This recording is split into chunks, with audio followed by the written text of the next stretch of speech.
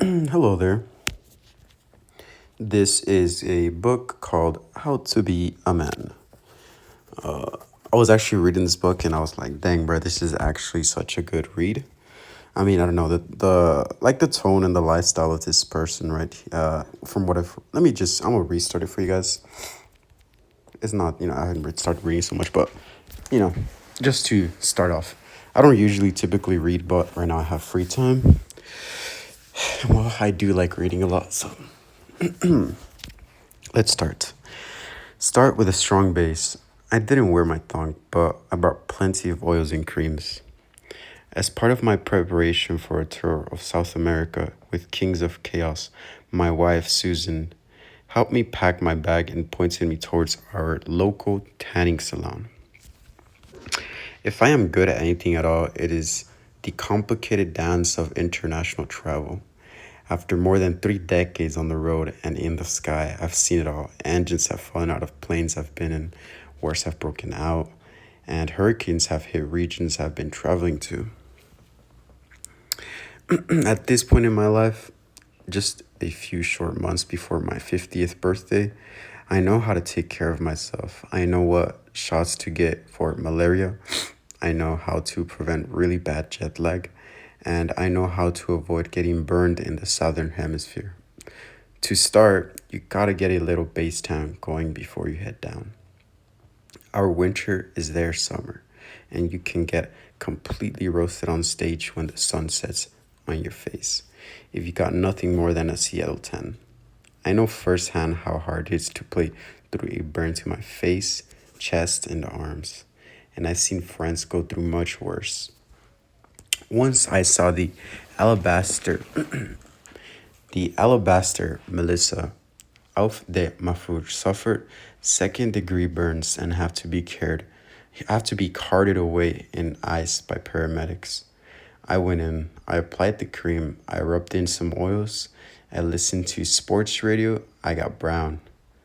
When I went back to the counter, the dudeish fella stopped me by my name. I heard you were on the Jim Rome show. There were tears in his eyes.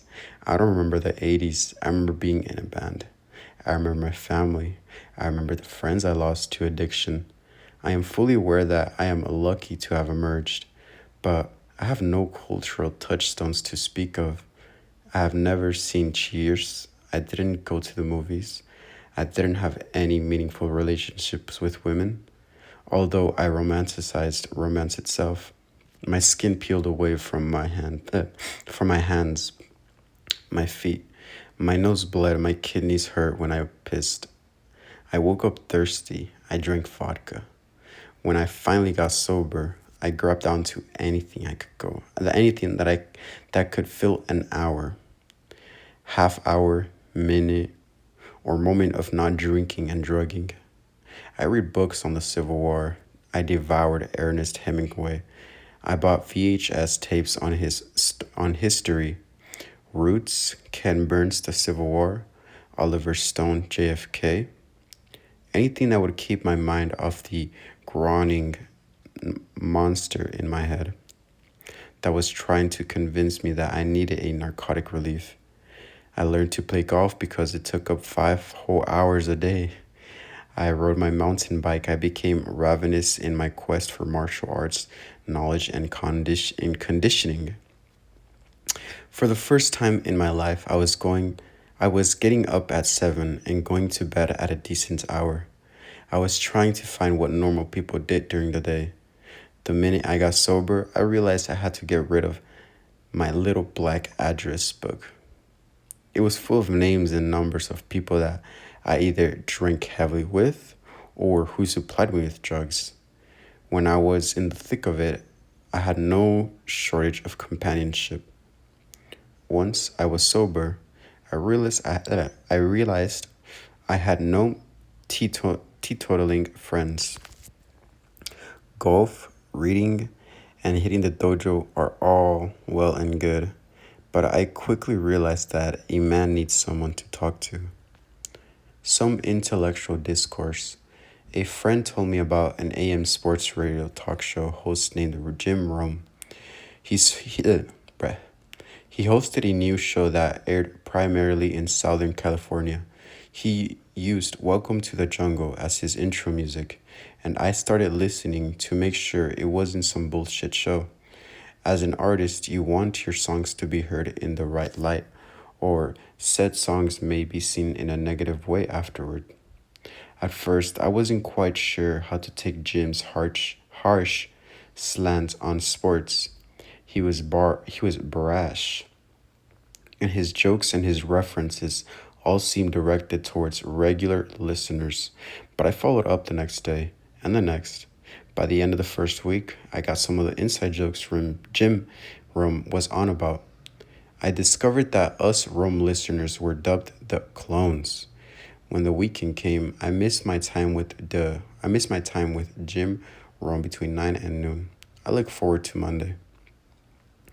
I got myself a ridiculous AM radio headset with the antenna rising high above the right ear speaker. The only set I could find was, of course, bright yellow. I didn't give a I didn't give a shit. Now, I could listen to Rome while I was riding my mountain bike or running or playing golf. I made sure I went to the dojo before or after the jungle. Dang, okay, cooking.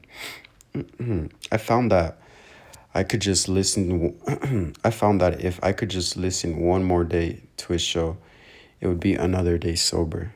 Jim Rome helped me keep me from. Oh my god, bruh. I'm choking on my words. You know what I mean, bruh? Jim Rome helped keep me on the wagon. As the months became years, I kept my ear tuned to Jim's show. As it became widely syndicated and blew up nationally, I was always proud to be a clone. My sports knowledge grew through the show. Jim Rome always seemed to be the smartest guy in the room, but the thing about him is that he doesn't suffer fools lightly. When callers aren't clear and concise, Jim takes their heads off. As a listener, it's pure entertainment to laugh at the poor suckers when they get pummeled by Romy. I was pretty goddamn sure I would never, ever be one of those poor souls until 2012 when I was promoting my first book, It's So Easy and Other Lies. I undertook a pretty meaty promotional campaign. I did Dr. Phil, the BBC's Hard Talk, and whatever CNN was calling its morning show at the time. Then I got the call that